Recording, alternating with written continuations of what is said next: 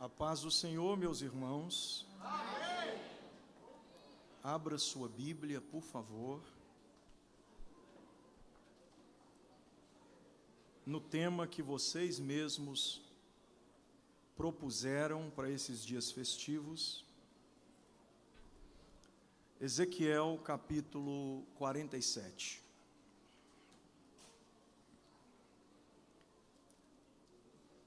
Os irmãos estão bem? Amém. Além de mim, só para saber, tem mais alguém aí que tem motivos para agradecer ao Senhor? Amém. Eu queria que você expressasse a sua gratidão através da adoração.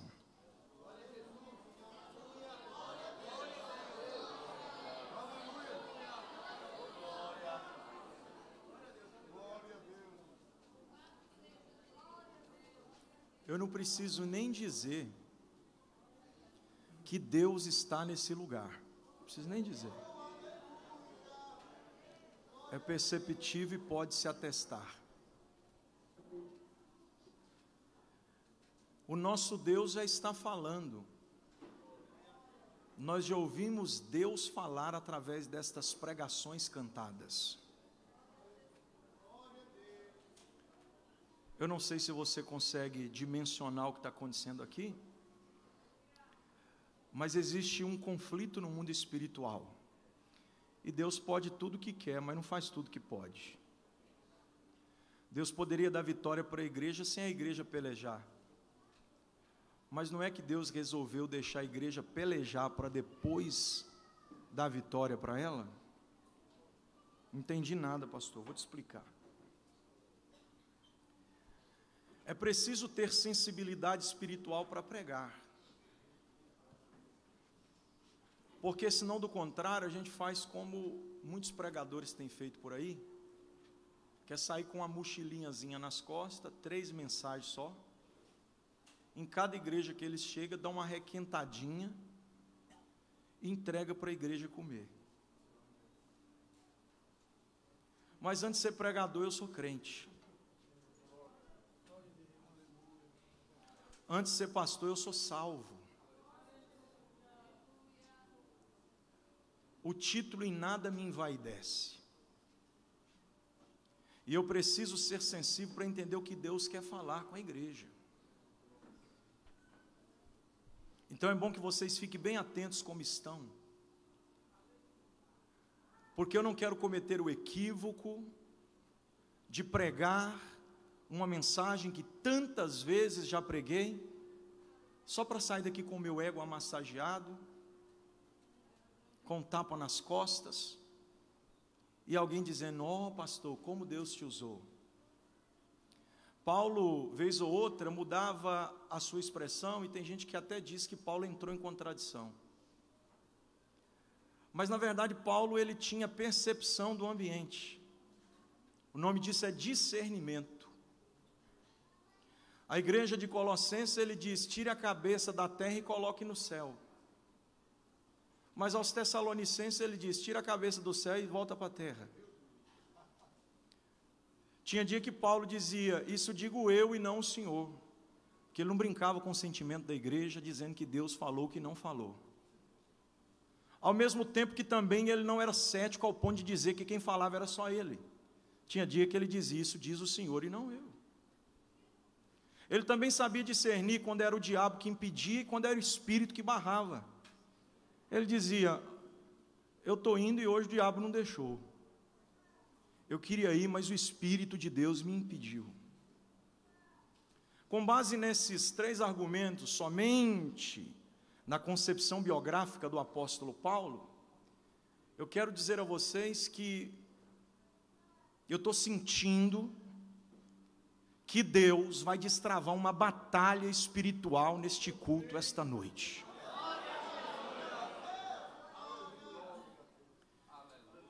Pastor, é porque o senhor vai pregar? O que é isso? Deus não precisa de mim. Ele apenas conta comigo. Eu vou falar um trem para vocês aqui bem no mineirês. Ontem eu comecei diferente, descontraído, brinquei com muita gente, hoje eu só vou ler o texto e pregar. Então, antes de eu ler o texto, deixa eu falar um trem para vocês aqui, rapidinho. Moisés precisava tocar nas águas para Deus abrir o mar? Deus pode tudo que quer, sim ou não? Sim. Mas por que é que ele não faz tudo que pode? Porque, embora pudesse fazer tudo, ele decidiu por si mesmo que o homem deve fazer alguma coisa. Até o 6º dia ele fez tudo no Éden, sim ou não? Mas se você perceber, depois de ter feito tudo, ele chama Adão, que não participou de nada que fora feito, e diz: fazer tudo eu fiz sozinho, mas governar tudo eu não quero. Embora eu não precise de você para fazer nada, estou contando contigo para governar tudo. Aí dá glória a Deus, quem achar que deve dar glória a Deus. Se Moisés não toca nas águas, o mar não se abria. Mas quem é que abriu o mar? Quem mesmo?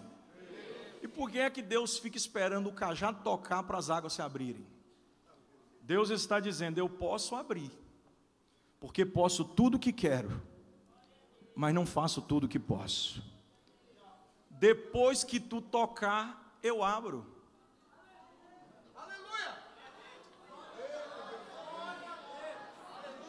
Josué não precisava rodear as muralhas de Jericó, porque quem derrubou os muros foi quem? Deus. Quem mesmo que derrubou? Deus. Mas enquanto Josué não completa a missão, as muralhas não caem. Você quer que eu vou até Apocalipse ou aqui já está bom? Eu vou encerrar aqui porque eu reconheço a exiguidade do tempo, mas antes de eu ler o texto, já de início eu queria te dizer que Deus não vai fazer o que é para você mesmo fazer. Você ouviu bem?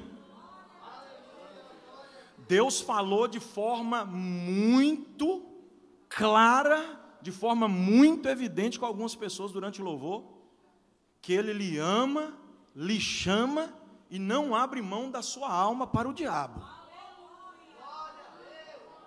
E desde a hora que o pastor Josafá liberou essa expressão, o culto mudou até vocês perceberam que a dimensão mudou? Lá ia uma leveza aqui. Daí a pouco ele fala isso, parece que a batalha trava na hora. Estou ligado, viu? Meu Deus!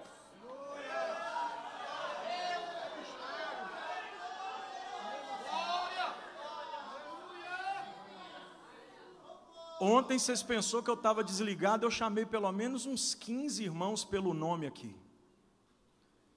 Vocês vão querer que eu fale de novo ou dá para ler o texto para vocês perceberem que eu estou ligado? E eu vou mais além com vocês aqui, viu? Vou mais além. Durante o culto, vocês que não perceberam. E eu não estou falando isso aqui para espiritualizar, não, irmão, porque eu não vim aqui para enfeitar o pavão, não, viu? Ele já veio pintado e quem colocou as cores foi o Deus Todo-Poderoso. O que eu estou falando aqui não é para enfeitar, não, eu estou falando isso aqui para você entender que a sua parte quem tem que fazer é você. Eu estava nesse púlpito, do nada, eu comecei a suar frio. E aí eu pedi licença ao pastor, falei, eu aguentei uns 10 minutos aqui suando frio. Eu falei para o pastor, não dou conta de ficar aqui mais não, eu estou passando mal, só me dá licença. Ele assustou comigo, eu saí por aqui, fui lá fora, dei um toque no filho dele, falei, rapaz, minha pressão não está legal não. Põe a mão aqui na minha testa. Ele disse, pastor, o senhor está frio. Eu falei, mas por que eu estou suando se eu estou gelado? Aí me levaram ali na casa do pastor, coloquei um pouco de sal debaixo da língua para a pressão dar uma subida. O filho do pastor, que chegou agora à tarde, foi lá, me ajudou a dar uma conferida nos batimentos cardíacos. Minha pressão estava lá embaixo. Aí eu peguei o celular e liguei para minha esposa e disse, tu está orando? Ela, não, estava pensando nisso agora, porque ali não benga não. Já estou indo. Eu falei, pois, dobre mesmo as orações, porque eu estou passando mal. E eu fiquei conversando com Deus em espírito, só para vocês entenderem, eu não li o texto ainda não, fique atento. E quando a minha esposa foi para lá orar, eu comecei a escutar na casa do pastor uma oração lá no fundo. Aquela oração lá no fundo.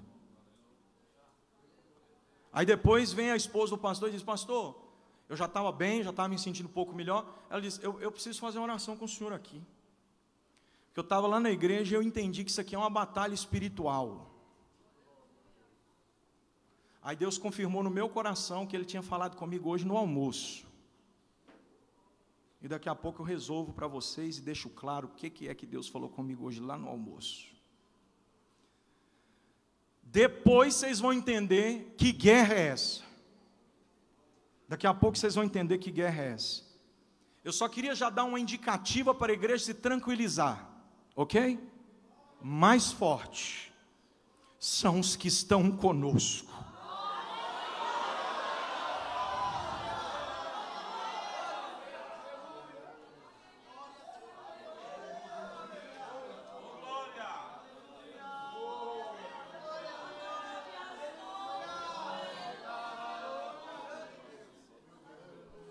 Se você puder e quiser, caso isso não te constranja, escolhe uma pessoa perto de você e diga para ela assim: se prepare, cadeias serão quebradas.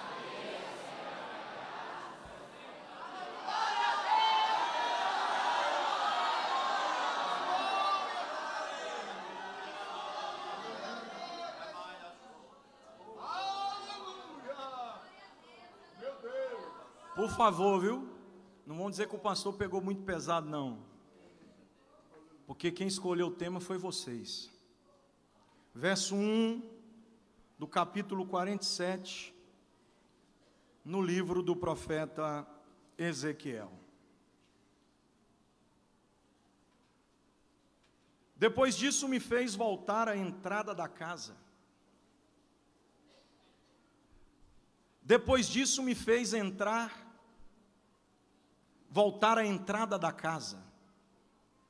Depois disso me fez voltar à entrada da casa. Repita comigo: casa.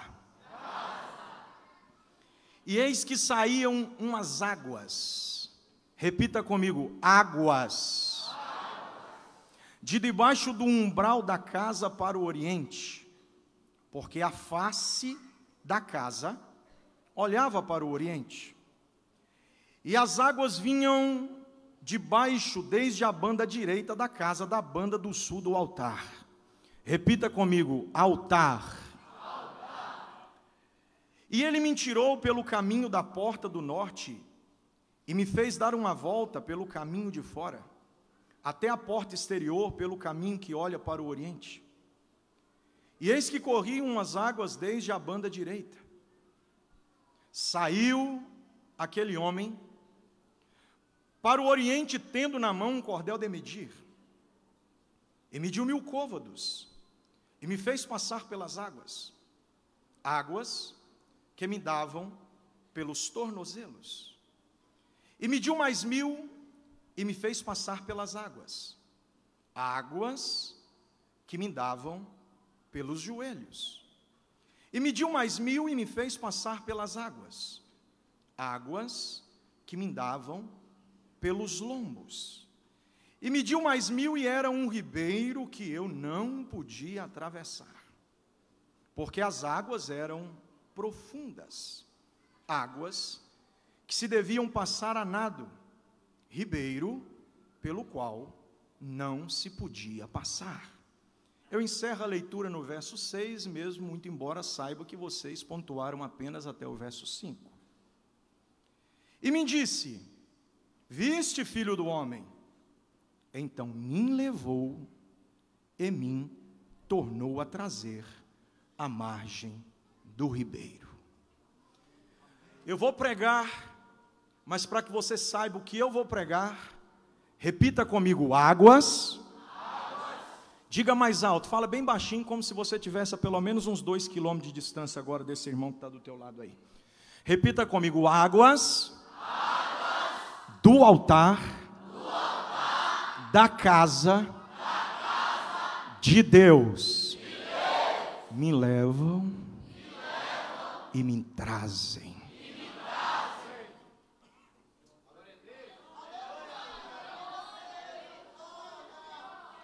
Os desejosos de ouvir a palavra de Deus, digam amém. Amém. ontem o sorriso deu para ficar bem aberto, porque era 9h15. Hoje ele vai ficar um pouquinho mais fechado, porque já é 9h40. Mas como nós, os mineiros, fomos ensinados pelo nosso presidente, que tem mensagem de 1 hora que a gente precisa pregar em 10 minutos, então eu vou tentar pregar em 10 minutos uma mensagem de 1 hora. Olha para mim aqui, redobre a sua atenção, por favor. Quem veio ontem sabe que, antes de eu explicar o texto, pela perspectiva do contexto, eu apresentei o contexto remoto desde o capítulo 1. Fiz alusão ao que é o ministério sacerdotal, na perspectiva do ofício, pelas separações do templo. Para quem não veio ontem, eu reitero que o ministério sacerdotal está dosado sobre 4 níveis hierárquicos. Levita de sangue, o primeiro. Levita mor, o segundo. Sacerdote, o terceiro. E sumo sacerdote, o quarto. É preciso ressaltar também que o ofício sacerdotal se dava para quatro repartições do templo. As escadarias, região externa. O átrio, segundo espaço. O lugar santo, o terceiro lugar. E por último, mas não menos importante, o santíssimo lugar, ou santo dos santos, como você preferir. Disse ainda que Ezequiel se preparava por estar em uma família sacerdotal, para fazer cumprir em sua vida o que, evidentemente, já estava prescrito pela própria parentela. Porque esse bastão ministerial era passado de pai para filho. Disse ainda, para você que não veio ontem, que o ministério sacerdotal não era para quem queria, era só para quem podia. Dito isto, agora que eu te conduzi a essa prática do que é o texto na sua porção introdutória, disse também, ressaltando um último detalhe, que Ezequiel queria mesmo ser sacerdote, mas Deus inverteu e caminhou com ele por uma via totalmente oposta, fazendo ele ser profeta. E terminei a mensagem de ontem, ainda na introdução, porque vocês não deixaram eu pregar, tinha um calor de Deus muito forte aceso aqui, e terminei dizendo que quando ele profetiza, sua mulher morre, e ele diz, então profetizei e minha mulher morreu. Quando eu parei nesse texto, dizendo que Ezequiel profetiza de manhã e sua mulher morre de tarde, ele já começa o seu ministério com lágrimas, porque ministério profético está totalmente paradoxal ao ministério sacerdotal. O que seria isso, pastor? Enquanto o ministério sacerdotal é ser acalorado pelos homens, o ministério profético é ser expurgado.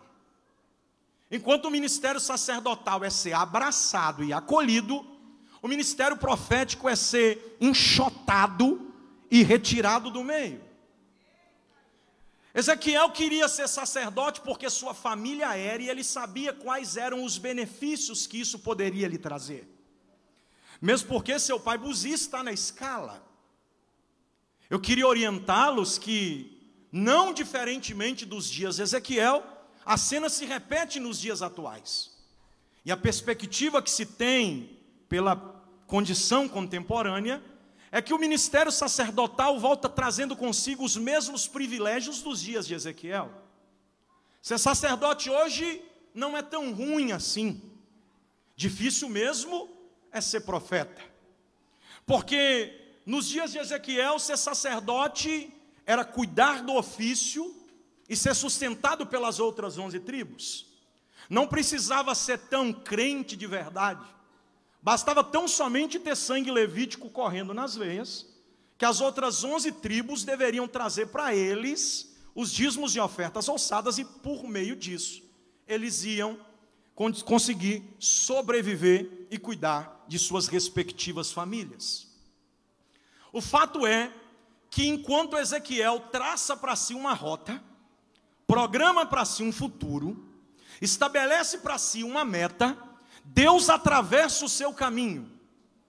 E eu gosto muito da ideia de Deus atravessar o nosso caminho.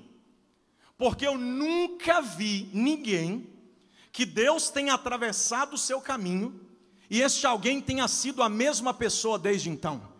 Ninguém, absolutamente ninguém, que viu Deus atravessar o seu caminho, conseguiu ser a mesma pessoa. Quando Deus atravessa o caminho de Ezequiel, ele estava vivendo a pujança do seu conforto, estava próximo à sua consagração sacerdotal.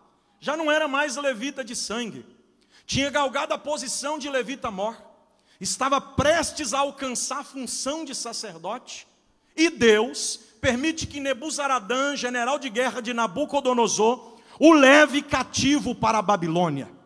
E ali está o profeta Ezequiel, contemporâneo a Daniel e a Jeremias. E aqui eu paro, abro um parênteses e digo que na condição de terceira geração sempre há uma anomalia. Se tem Jeremias no calabouço, se tem Daniel no palácio, e está faltando um Ezequiel na beira do rio Quebar, isso vai lhe causar muitas dores. Para todo Moisés, Deus levanta um Josué. E Moisés dá conta de preparar Josué para ser quem precisa ser. O problema é que da segunda para a terceira geração, Josué não tem sucessor.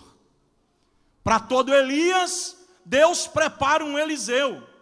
O problema é que da segunda para a terceira geração, ao invés de ser um homem do fogo como foi Elias, ou um homem do dobro como foi Eliseu, tem um homem leproso que é Geazi. Não dá conta de ser do fogo nem do dobro, o máximo que consegue é ser leproso. A terceira geração é uma anomalia.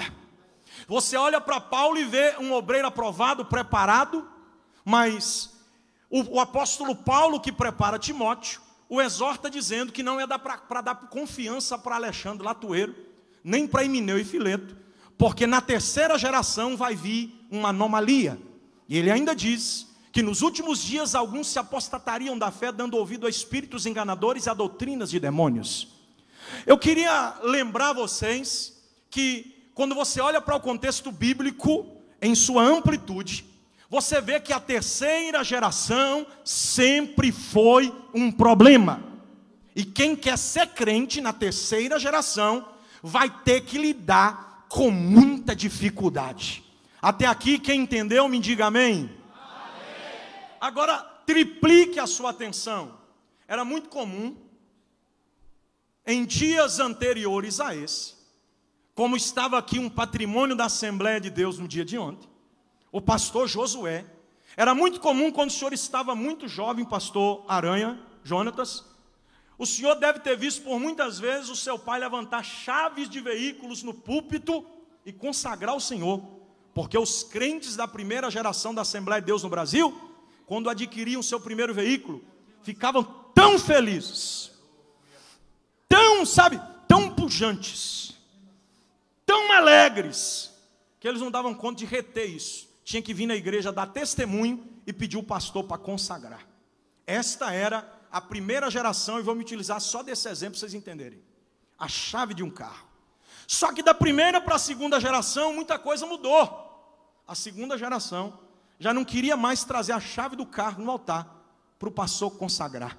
Percebam como os valores foram diminuindo. Para a primeira geração, tudo era Deus.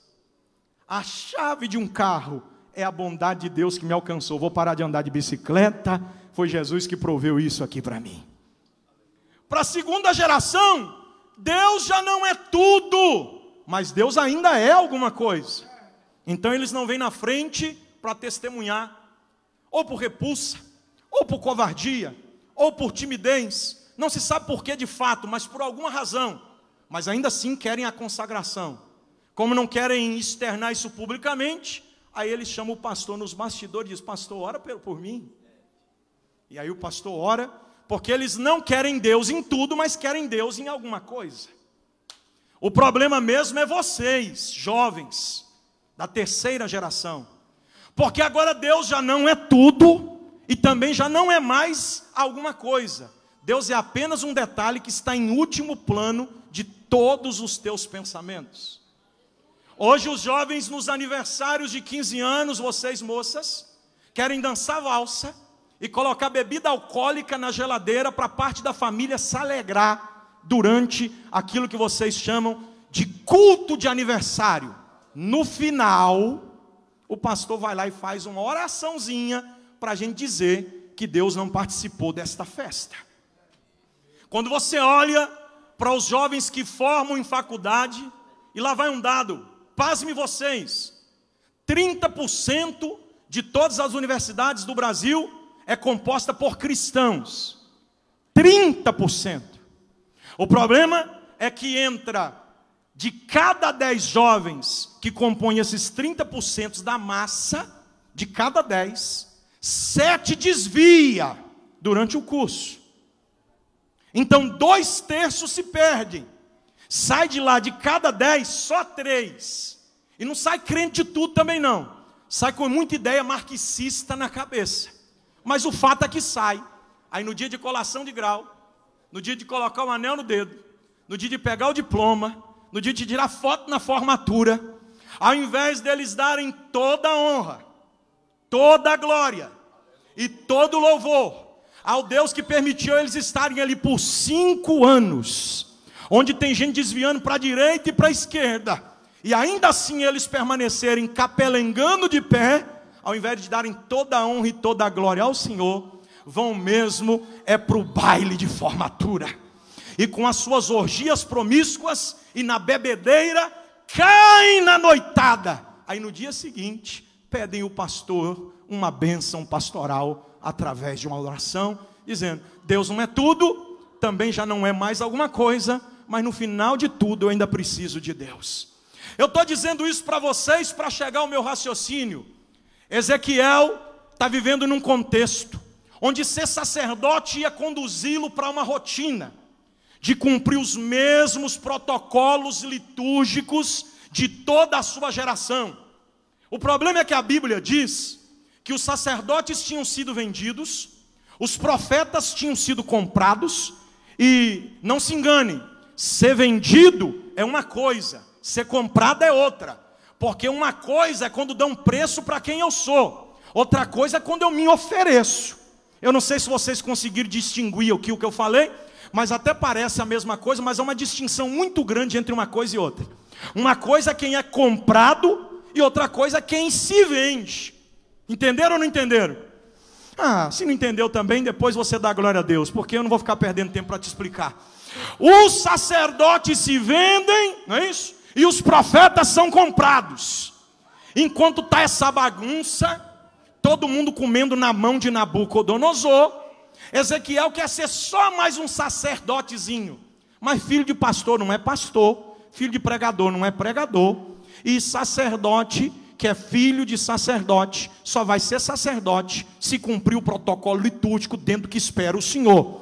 E como Ezequiel está trilhando uma linha da superficialidade espiritual, Deus resolve dar nele um choque de realidade, para ele entender que melhor do que estar no templo, galgando ofícios ministeriais, é estar na presença de Deus, rompendo a superfície.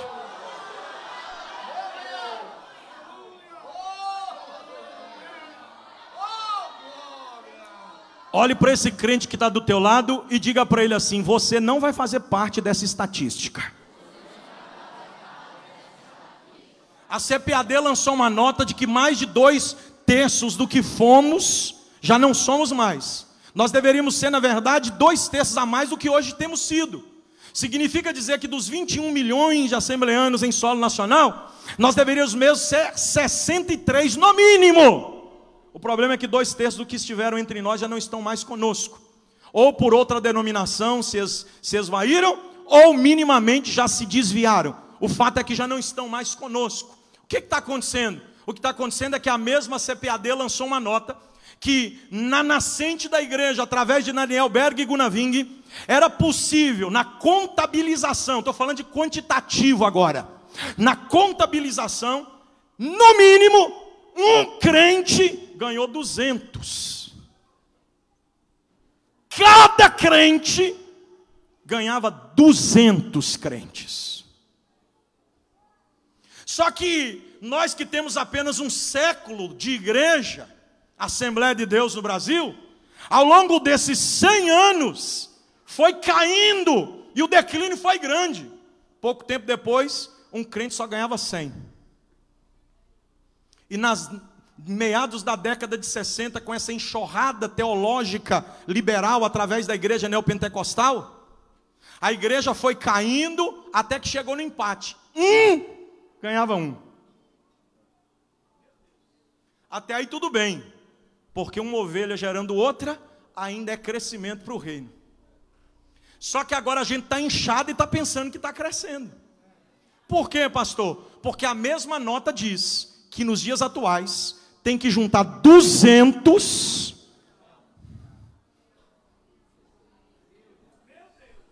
e a gente está fazendo festa como se nós fôssemos alguma coisa mesmo. A gente está igual bolacha quebrada no fundo do saco. É a última bolacha do pacote, só que se esquece que está toda esfarelada no fundo do saco. A gente não deveria estar celebrando, a gente deveria estar chorando na presença de Deus. Só que enquanto tem uma geração perversa, promíscua, vendida e dada ao pecado, Deus tira um menino que queria lavar a mão na pia de cobre e diz para ele: na pia de cobre tu não vai lavar a mão, tu vai lavar a mão é na beira do rio Quebar.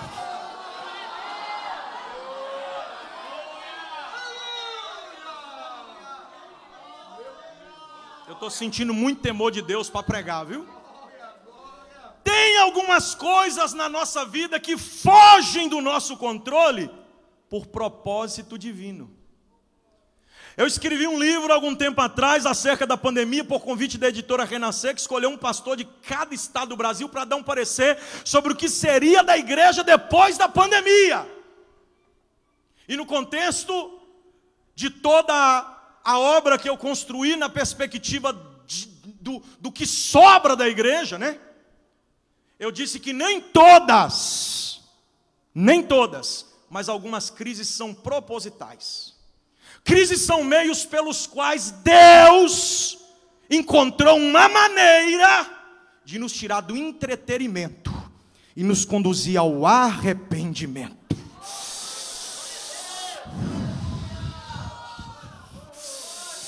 Ezequiel estava muito bem se fosse apenas um sacerdote. É oferta chegando no templo, é foto depois do culto, é ser abraçado pela massa, porque sacerdote cuidava era do povo, levava o povo à presença de Deus. Aí Deus vem e diz: vou te tirar da tua zona de conforto, eu vou quebrar o protocolo e vou fazer o povo te odiar. Vai ter gente que não vai querer olhar na tua cara, não vai ter fotinha depois do culto, não vai ter presente, não vai ter abraço, mas vai ter profecia. Você não vai trazer o povo até a mim, você vai me levar até o povo. Levante a sua mão, por favor. Eu estou sentindo graça de Deus para pregar. Tem alguém comigo? Eu estou sozinho.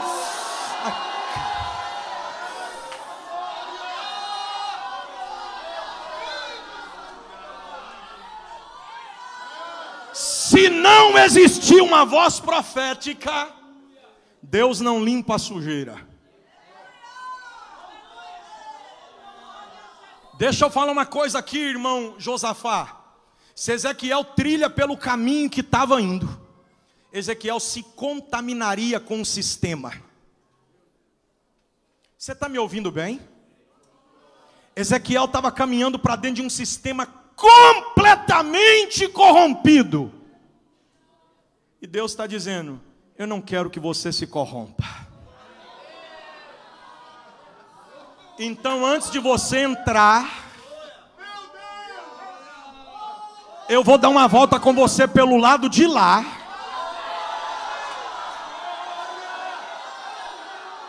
Porque o maior desafio não é entrar pelo sistema, o maior desafio é passar pelo sistema sem se lamear.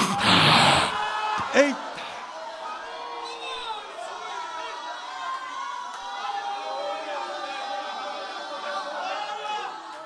Deus não quer que sejamos apenas pastores. Deus quer que sejamos homens de Deus. Deus não quer que sejamos apenas pregadores. Deus quer que sejamos profetas. Deus não quer que sejamos apenas cantores. Deus quer que sejamos adoradores. Deus não quer que sejamos apenas igreja. Deus quer que sejamos o corpo de Cristo na terra.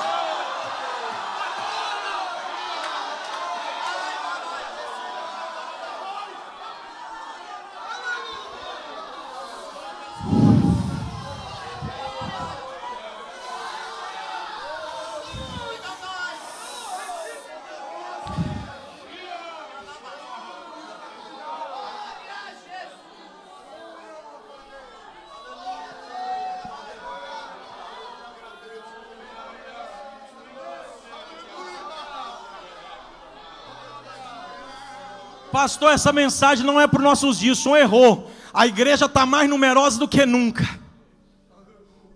A igreja nunca esteve tão inchada como está. É muito pastor, mas aonde é que está os homens de Deus? É muito pregador, mas me procure, por favor, aponte aonde estão os profetas. É muito cantor, mas está quase escasso adorador. A gente está se reunindo muito, mas reunião não é símbolo de união. Reunir até batata se reúne no saco, mas para grudar uma na outra tem que virar purê. A gente tem que parar de se reunir e começar a se unir debaixo do sangue de Jesus. Tem mais alguém comigo aqui? Epa.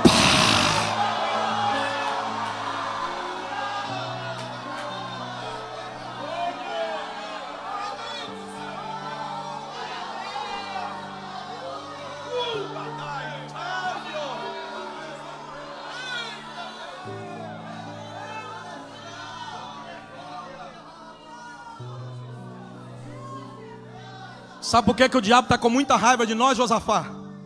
É porque a gente está passando dentro do sistema.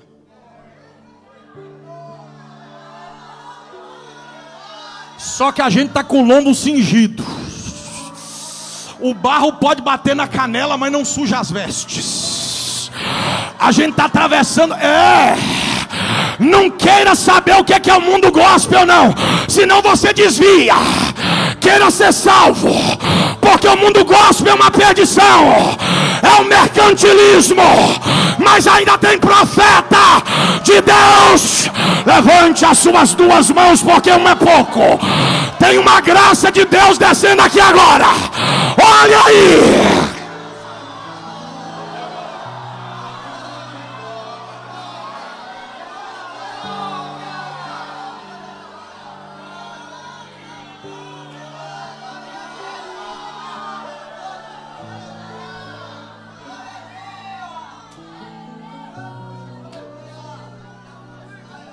Você quer ver uma coisa?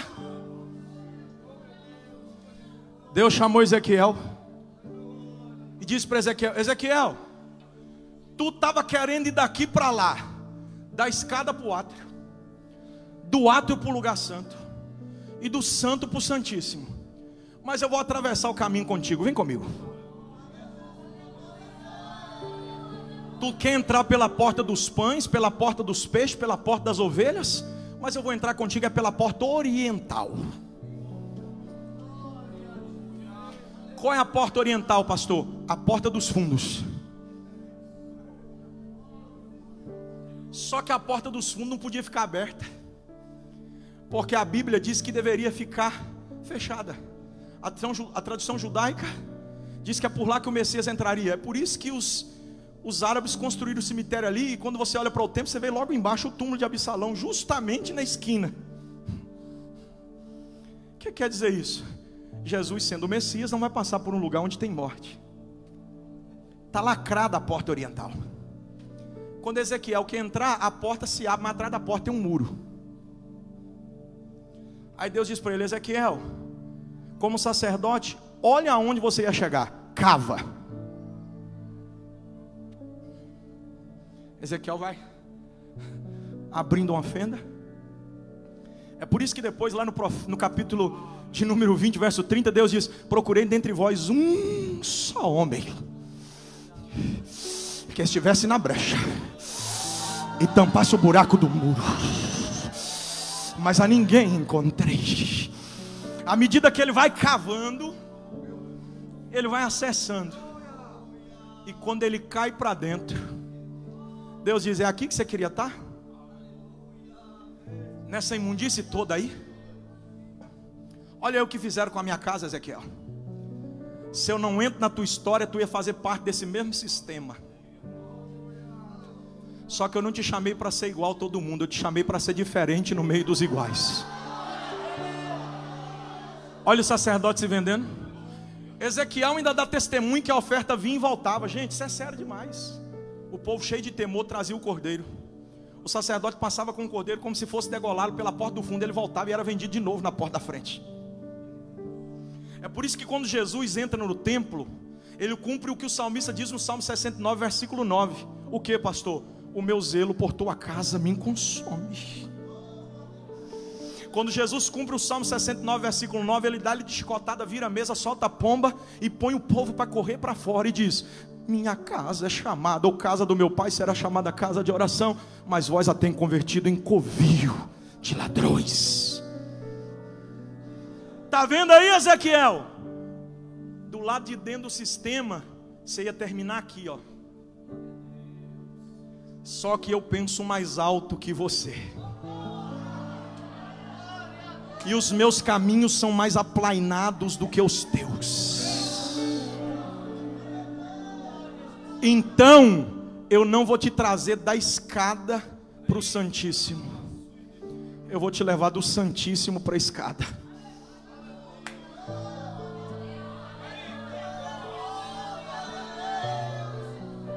Porque Deus nunca nos dará uma segunda oportunidade para a primeira impressão.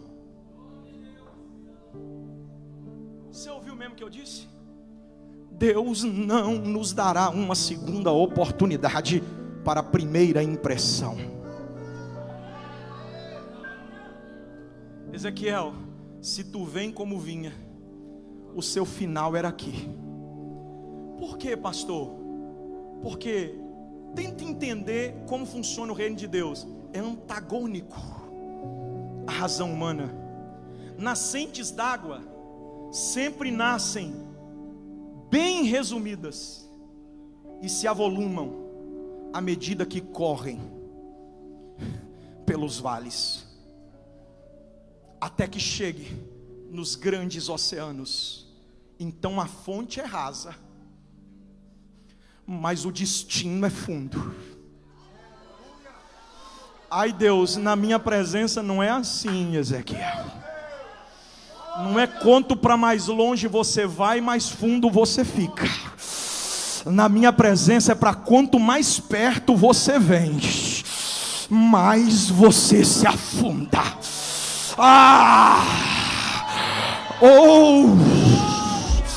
Me ajude a pregar, Jesus. Os inteligentes entenderão rápido, eu já caminho para concluir. Não é porque a mensagem acabou, é porque o tempo já foi embora. Então me encara aqui para mim ser o mais breve que puder. Ezequiel, na condição de sacerdote, como levita de sangue, ficava na escada. Mas da escada ele não podia passar, porque para passar da escada tinha que galgar ser levita mor. E nesse segundo nível hierárquico, ele poderia atravessar os limites das escadarias. Só que para ele fazer isso, ele tinha que sair da superfície ministerial. Porque levita de sangue todo mundo pode ser hoje. Eu expliquei isso ontem. Todos vocês podem ter uma credencial, pode ter um cartão de membro, pode participar de ceia, desde que vocês queiram isso. Porque hoje esta graça é para quem quer, não é só para quem pode. Os calvinistas estão equivocados. A graça não é irresistível. Olha para mim aqui, por favor. Jesus disse no primeiro convite do Evangelho: vinde todos, Mateus 11, 28. Mas no segundo ele já muda a perspectiva: não vinde todos agora, daqui para lá vinde só quem quiser. Quem quiser vir após mim, negue-se a si mesmo, tome a tua cruz e siga-me. Então a graça de Deus não é para todo mundo, não, é para quem quer.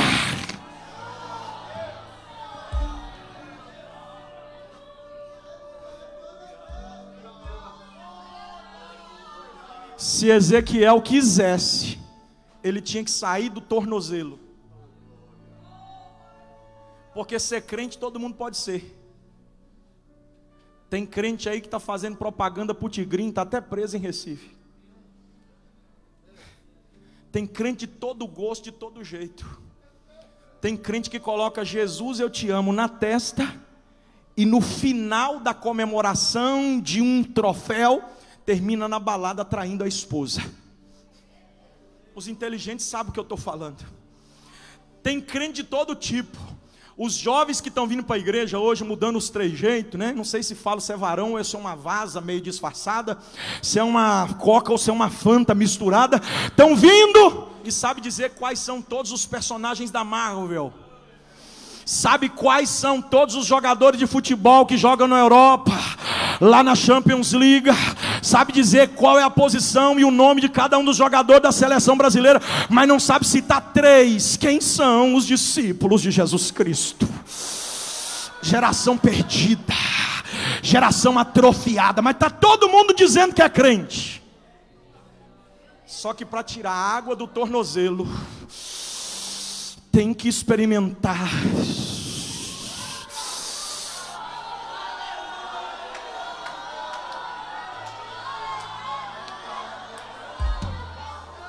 Côvado era a medida do dedo mindinho na ponta do cotovelo. Isso varia da expressão, da estatura de cada indivíduo, de um para o outro, entre 48 e 52 centímetros. A média é 50. Então 1000 côvados é 500 metros. Esse cordel de medir, transliterado para uma visão contemporânea, seria uma trena. O ser angelical sai debaixo do altar do rio que sai da casa de Deus. Águas do altar da casa de Deus. Puxa a trena.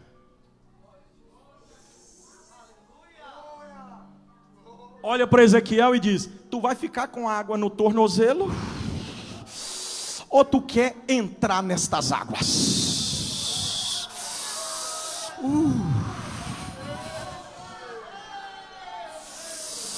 Se tu quiser ficar só levando o nome de crente, fica aí nessa superfície. Mas se tu quer experimentar o que Deus pode te proporcionar, entra nestas águas.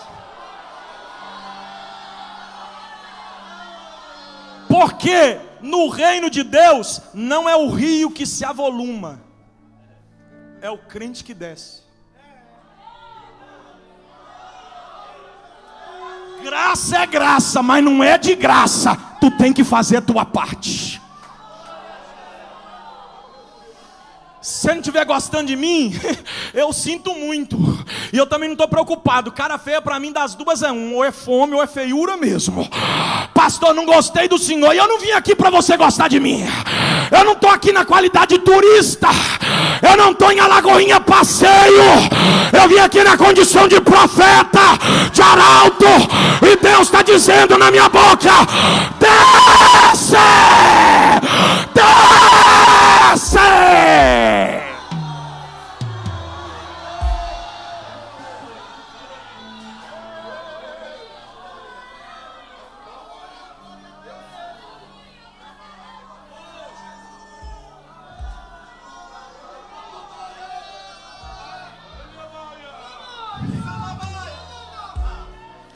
Ezequiel, como é sentir água no joelho?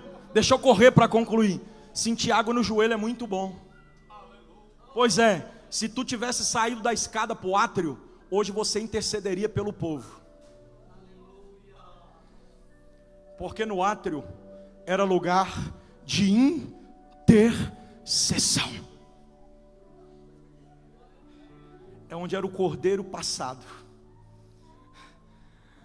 o ofertante para o sacerdote. Receba. É o homem intercedendo pelo homem. Escuta aqui, por favor.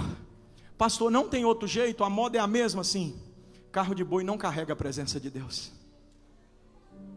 Mas inovaram uma tecnologia. Hoje é o Shure. Antigamente era um som rachado. Hoje é um microfone caro. Melhoraram a iluminação, o conforto do banco, o estilo da igreja. Tudo pode ser inovado. Mas a glória de Deus...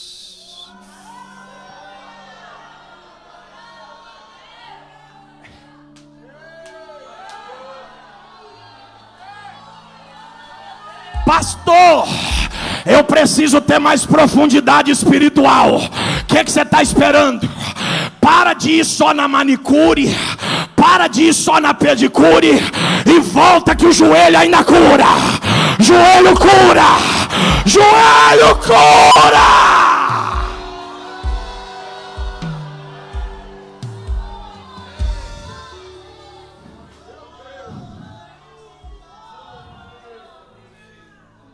E aí, Ezequiel, como viver uma nova dimensão na oração? Eu não quero que ninguém saia do culto antes de eu terminar, estou terminando. Crê nos profetas e prosperareis. Eu peço encarecidamente, ouça o meu conselho pastoral, não arrede o pé, eu já estou terminando. O anjo puxa a trena, Samuel. Irmão Jair, irmão Joilton, o anjo puxa a trena e diz: tá bom aí ou tu quer um pouco mais? Se tu conformou com água no joelho, fica aí, mas se quiseres mais, eu tenho mais para te dar.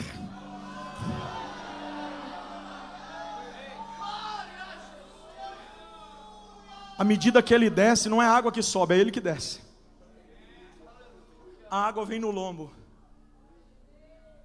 Vocês sabem, eu não precisava falar, porque eu já até dei uma deixa, mas eu vou reiterar. Davi tentou conduzir a arca em carro de boi, na ilha de Dagon, o boi tropeçou, Uzá morreu e a arca teve que ficar na casa de Obed-edom. Olhe para esse crente que está do teu lado, diga para ele assim: Deus não está gostando nada desse negócio de inovação.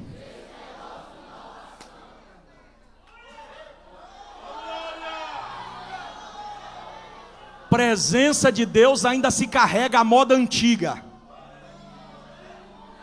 Se Ezequiel deixasse de ser levita mó e se tornasse sacerdote, ele ia ter o privilégio de poder conduzir a arca nos lombos, caso necessário fosse. Presença de Deus não se carrega em carro de boi.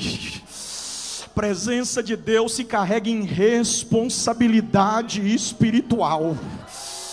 Deus não está nem um pouco satisfeito com essa cambada de gente que diz que é crente, mas não tem nenhuma responsabilidade espiritual. É muito barulho e pouca glória. Estão como Ofni e Finéias batendo lata vazia, e Deus está dizendo: o que está indo aí é só madeira de acácia. A minha presença não anda com desobediente, a minha presença não anda com promíscuo, a minha presença não anda com prostituto, a minha presença não anda com corrupto. Pastor, o que é que o senhor está dizendo? Eu estou dizendo que a política está chegando, mas Jesus também está voltando. Epa.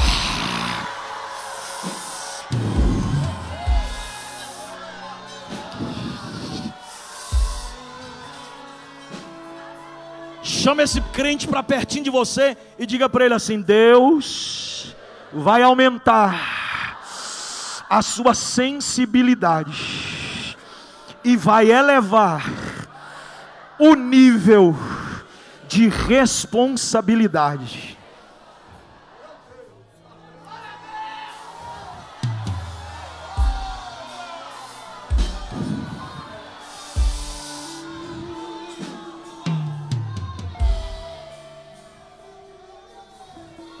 Sabe o que eu acho lindo?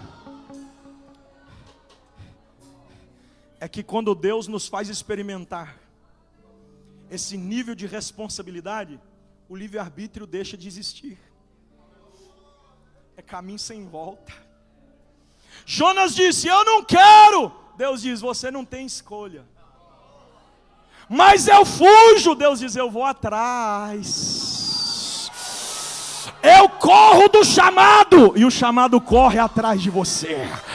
E se eu fugir? Vai fazendo dar certo até a hora que dá errado. Porque nem tudo que dá certo até o fim. O que é certo, mas o que dá certo, cedo ou tarde, pode acabar dando errado. O que tem de gente fugindo do chamado, mas já experimentou as águas nos lombos. E depois que você sentiu o nível dessas águas nos lombos, você vai dizer: não quero mais. E Deus vai dizer: mas eu quero ainda. Eu vou embora. Não, eu te trago de volta. Eu sou especialista em conduzir profeta fujão. Eu já tenho submarino de plantão.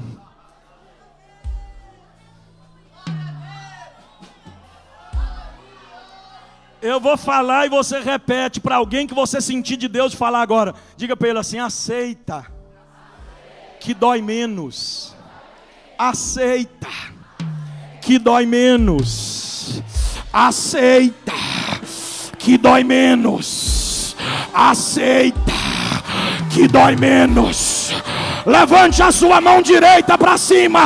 Quem tem glória, dá glória.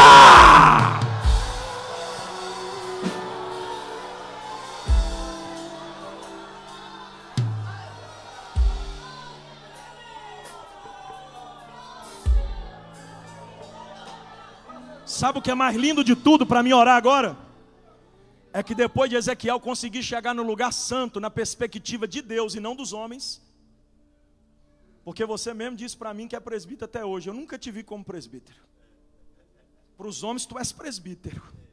Para Deus, no ventre da tua mãe, tu nem tinha nascido, nem tinha sido concebido. E Deus já tinha dito: vou te dar um pastor. Os homens vêm de um jeito, Deus vê de outro. Pastor, o senhor está repreendendo os homens? Não, porque tem um tempo para tudo. Mas com Deus já aconteceu tudo antes de acontecer tudo aqui. Jeremias disse assim: Josafá, eu sou uma criança. Deus diz: não é nada. Tu é criança porque eu te apresento hoje quem eu sou. Mas te conhecer já faz tempo que eu conheço. Tu é que me conheces hoje. Eu te conheço antes de você existir. Antes da placenta da tua mãe se romper. Antes da parede do útero dela receber a semente e desenvolver o embrião, eu já tinha te escolhido. Você se sente uma criança, mas faz tempo que eu te vejo como profeta. Oh, me ajude a pregar, Jesus. Ezequiel está se vendo no lugar santo. Aí o anjo diz: eu ainda não terminei. Viu, Josafá? Deus ainda não terminou. Isso é um mistério.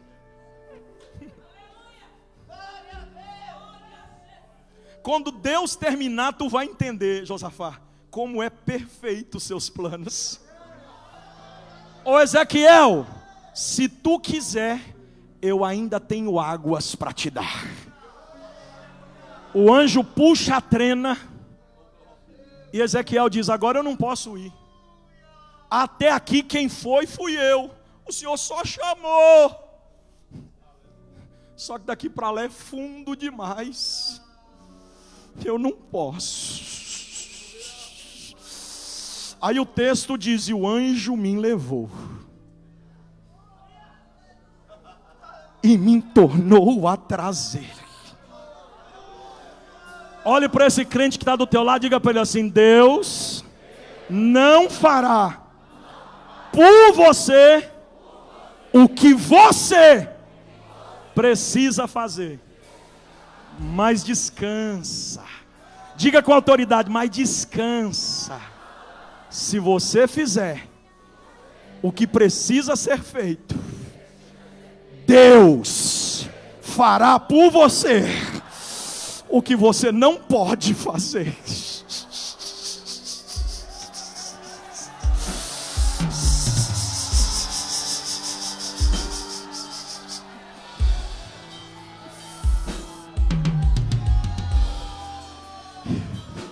E sabe o que eu acho lindo nisso daqui? É que sumo sacerdote só podia entrar uma vez por ano no Santíssimo Lugar. E não podia entrar de qualquer jeito não. Primeiro ele tinha que pegar o cordeiro, degolar o cordeiro, colocar sangue do cordeiro nas 4 pontas do altar, amarrar o cordeiro nas 4 pontas do altar, aspergir o sangue do cordeiro nas próprias vestes do sumo sacerdote, nas suas túnicas exteriores, na estola sacerdotal, e depois tacar fogo no cordeiro e dizer para Deus: Senhor, aqui estou eu, me queime por inteiro. Esse cordeiro representa o meu pecado, e para mim entrar na tua presença, eu não posso entrar vivo para morrer, eu tenho que entrar morto para viver. Me queima, me queima. E depois o cordeiro ser torrado, o sumo sacerdote entrava batendo campana romã, que eram sinos e tímbalos de ouro puro nas orlas de suas vestes sacerdotais. E os sacerdotes no lugar santo ouviam o seu caminhar. Quando o sacerdote matava o cordeiro, remissão. Mas para o sacrifício se completar, não bastava o cordeiro morrer, o sacerdote também precisava viver. Então quando o cordeiro morria, remissão, e quando o sacerdote saía vivo, justificação. Ezequiel sabia que para ele galgar o estágio de ser sumo sacerdote era quase impossível, porque só um podia ser sumo sacerdote. Cadeira de presidente Deus não tem para todo mundo, cadeira de secretário Deus não tem para todo mundo, cadeira de tesoureiro Deus não tem para todo mundo, mas águas profundas,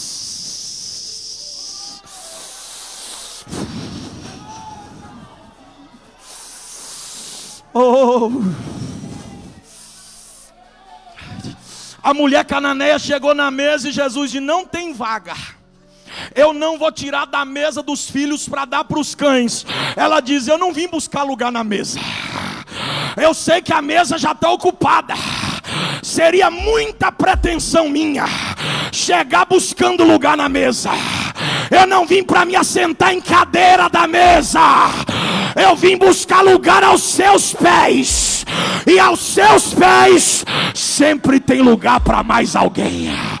Ai, meu Deus, me ajude a pregar, Jesus, me ajude.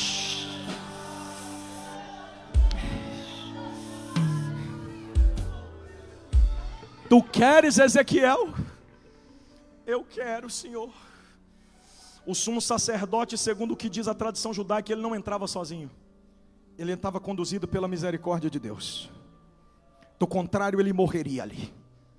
E depois ele era reconduzido ao lugar santo, saindo do Santíssimo, novamente pela misericórdia de Deus.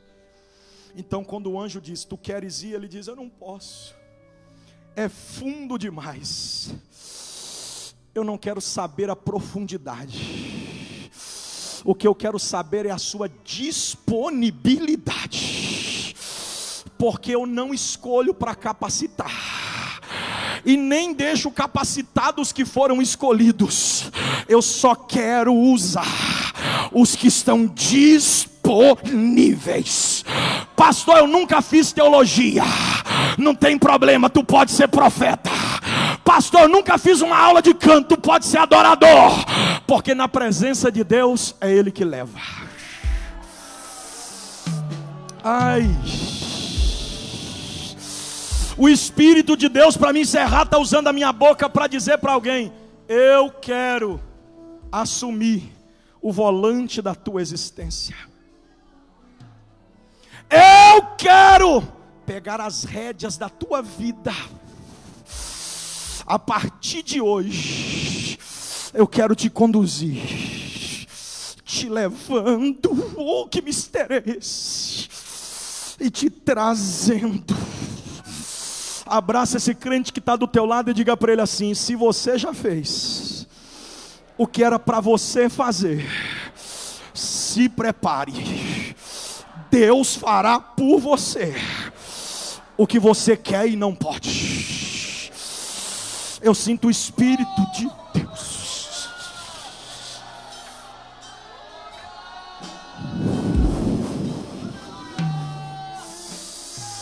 Eu estou tentando pregar, Josafá, mas está difícil demais. Tem uma glória de Deus.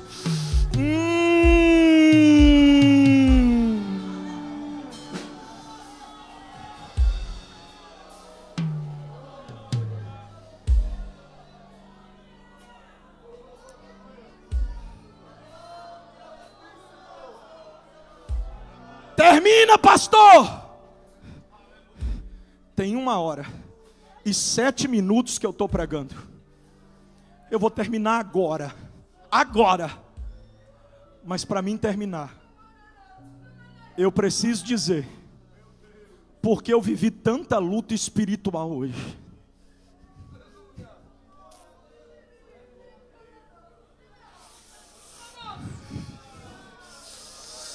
E aí eu vou orar com você.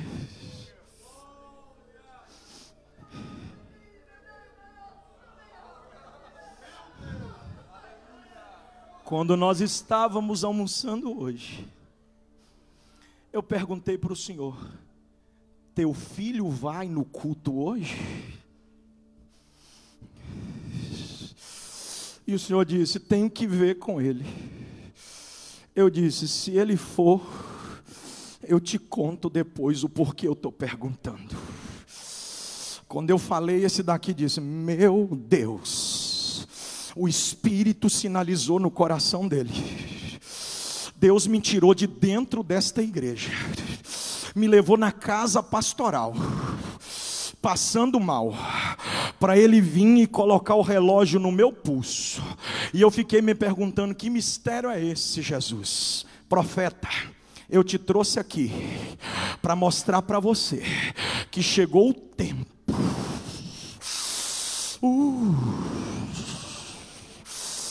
Aí eu fiquei com medo, eu disse: é coisa da minha cabeça. Quando eu saio pelas portas do quarto, a esposa do pastor diz: pastor, eu quero orar por você porque tem uma batalha. Deus me acordou e me fez orar por alguém. O diabo quer travar, quer impedir, quer impossibilitar. Mas eu comecei a entender o recado de Deus. Aí eu digo: Senhor, uma última prova eu faço contigo. Se é o Senhor que está falando isso comigo, me dê mais um último sinal. Quando eu estava saindo pelo portão da casa, ela disse: pastor! Eu olhei para trás, ela...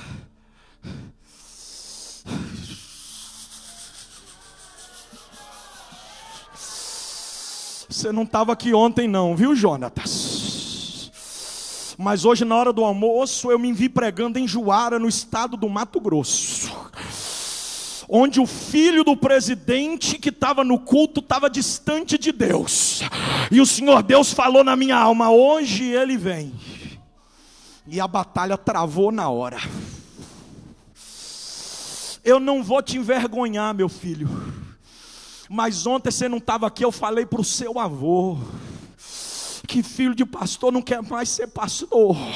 Mas isso é hoje, porque filho de pastor sabe o quanto um pastor sofre. Sabe por que o inferno se levantou tão fortemente contra a minha vida? É porque Deus hoje, pelas tuas próprias mãos, mostrou para mim no meu pulso que chegou um tempo. É tão forte o que eu estou dizendo que vocês já perceberam que o clima do culto entrou de novo na guerra. O conflito travou de novo nos ares. Já perceberam isso aqui? E Deus está usando a minha boca para te dizer: contigo vai ser diferente. Tu está pensando que ia ser daqui para lá, mas eu já estou dando uma volta contigo. E estou te trazendo de lá para cá. Você vai esperar o terceiro sinal da minha misericórdia?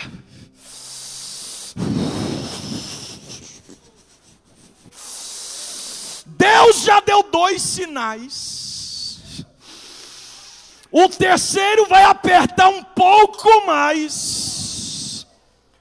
E Deus está usando a minha boca para te dizer: Jonatas, eu te amo tanto, meu filho. Eu fiz promessa aos teus pais acerca do teu futuro. E eu não sou homem para que minta, nem filho do homem para que me arrependa. Tu sabes que não adianta fugir. Jonatas, Deus te trouxe aqui e publicamente fala o teu nome para te lembrar: a promessa está de pé. Deixa eu conduzir tua vida. Não é você que vai fazer tudo. Faz a tua parte, deixa eu fazer o resto, meu filho. O Espírito de Deus travou uma batalha tão grande, pastor. Sabe por que está sendo tão forte assim, Josafá? É porque a maçonaria já tinha visualizado ele. E quando a maçonaria foca em alguém, ela diz: esse é meu. Só que o Espírito de Deus está dizendo para você: não entre por essa porta. Será o teu fim se por ela entrares. Eu te chamei para o ministério. Meu Jesus, eu vou ver esse menino no púlpito da igreja pelos meus olhos da fé, minha irmã. Abraça aí essa dona que está do teu lado aí, meu filho, vai. Abraça ela aí, abraça a filha, abraça ele forte, isso. Eu não vou fazer mais nada. O que era para mim fazer, eu fiz. Eu entreguei o recado, e Deus ainda disse para mim não temer, que era para mim acreditar e descansar. E eu prego 1000 mensagens sem entregar um recado. Mas hoje eu não estou dando conta de pregar sem profetizar. Toda a igreja estende as mãos em direção ao Jonatas. Josafá, a sensibilidade que eu tive é que a mulher é ela. Porque ela é cerca de um cadeado que trava o braço dele. Não dá para ele caminhar sozinho. Aí ela ficou de lá chorando, esperando ele para ver se ele vem. Ela vem, e ele esperando ela para ver se ela vem, e depois ele vem. E o Espírito de Deus está dizendo na minha boca: nesse abraço eu quebro o crime. O diabo pensou que você seria alvejado por disparos de arma de fogo. Há um projeto do inferno para dar cabo na tua vida, porque tu és um sonhador.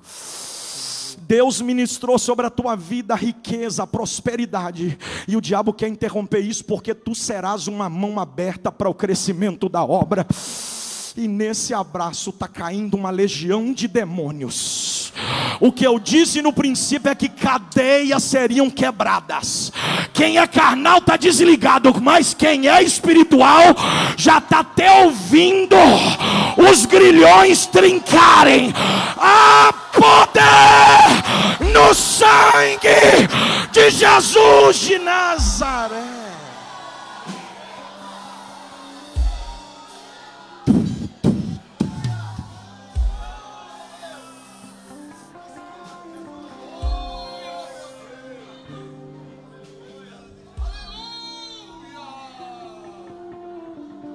Deus deu para esse homem uma família sacerdotal. Eu preciso encerrar, mas o Espírito ainda me repreende. E sabe por que Deus trata tão publicamente assim, pastor Jonatas? É porque Ele escutou o que disse a tua alma e não as tuas palavras. E o medo que tu tens de ver o teu filho se perder, a graça de Deus é tão grande sobre a tua vida, que Ele responde a tua oração em público e te diz: eu estou contigo.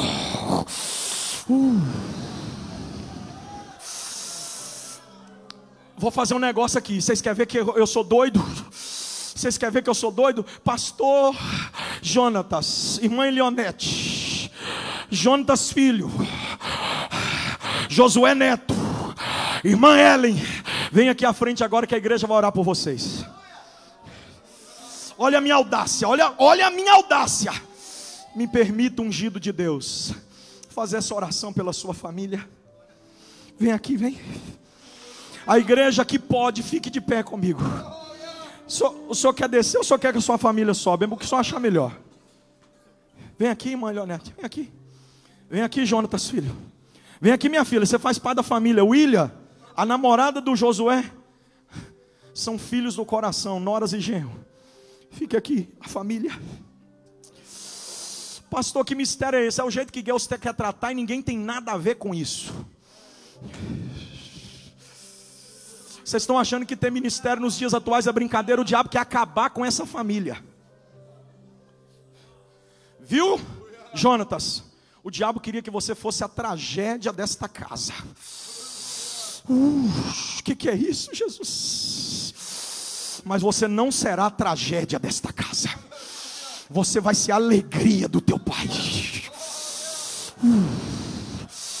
Vocês viram ontem a alegria do pastor Josué beijando a cabeça do Jonatas, do pastor Jonatas? Pois é, esta mesma alegria, pastor Jonatas, o senhor terá beijando a cabeça do teu filho no altar. Moça, olha para mim aqui, qual é o seu nome? Jennifer. Se você não quer ser esposa de pastor, se você não quer viver um ministério, se você não quer chorar as lágrimas ministeriais do lado dele, deixa ele. Agora, se tu queres caminhar ao lado dele, Deus está usando a minha boca para te dizer: tu serás esposa de pastor. Ô igreja, levante as mãos para cá.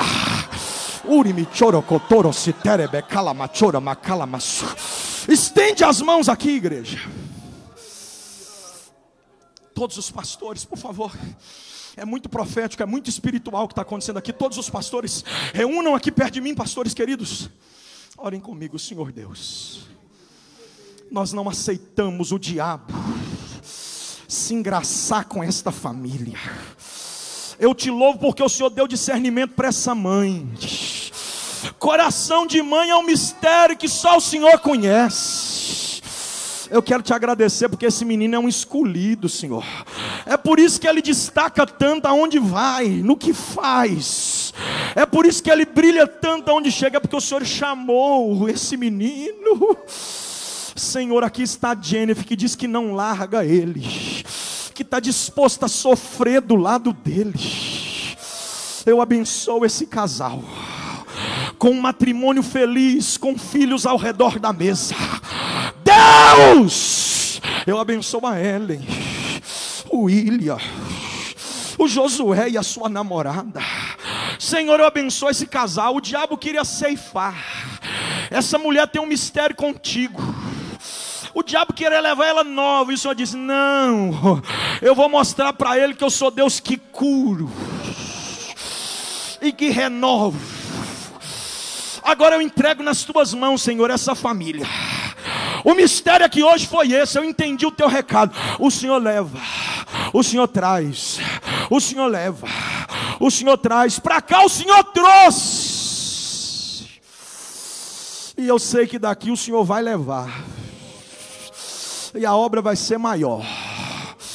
Então já começa a confortar e consolar o coração da igreja pela saudade que deixarão, porque o Senhor prometeu e cumpre na risca cada uma das tuas promessas. Senhor, nas tuas mãos está, nas tuas mãos permanecerão. O que eu lhe peço é que o teu Espírito faça algo na vida do Jonatas filho, assim como o Senhor prometeu, em nome de Jesus. Toda a igreja agora com a mão para cá, confirma dizendo amém. Vamos lá, amém.